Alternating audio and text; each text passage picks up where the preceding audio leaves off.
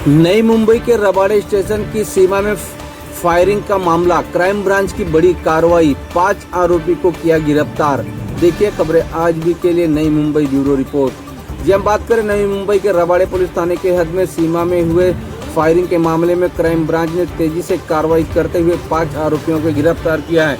नई Mumbai police commissioner की crime branch ने रबाड़े पुलिस स्टेशन की सीमा में हुए शूटिंग मामले की तेजी से जांच करते हुए सफलता हासिल किया। 6 अप्रैल 2026 को अज्ञात आरोपी ने संदीप गवस और अमित मौर्य पर फायरिंग की थी। इस घटना को अमित मौर्य घायल हो गए थे, जिसका इलाज मुंबई के एक अस्पताल में इलाज चल रहा है।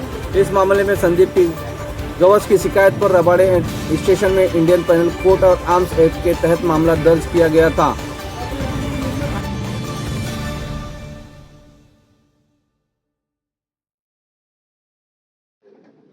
दिनांक 6/4/2026 रोजी यातील विक्टीम संदीप गवस आणि अमित मौर्य यांच्यावर साईनाथवाडी ऐरोली या भागामध्ये गोळीबार झालेला होता। त्या अनुषंगाने पोलीस स्टेशन येथे CR नंबर 306/2026 असा गुन्हा दाखल करण्यात आलेला आहे, 307 विथ आर्म्स ॲक्टचा।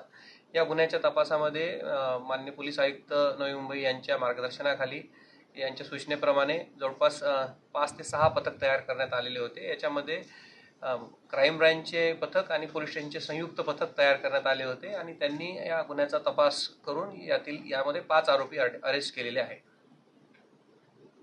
ते स्वतः शस्त्र प्रोक्यूर केलेलं होतं, बाहेरून आणलेलं होतं बिहारमधनं। त्या संदर्भात सुद्धा तपास चालू आहे आणि इतर जे अँगल्स आहे त्याला कोणी मदत केली का हे पुढील तपासामध्ये निष्पन्न होईल।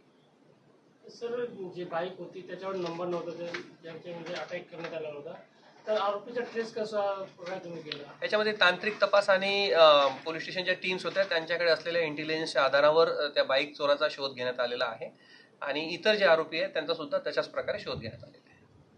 बाईक यांनी चोरी केली होती की म्हणजे दुसऱ्या कोणी चोरी केली? बाईक दुसऱ्या व्यक्तीने चोरी केली आणि याच्याकडे कसं काय आली?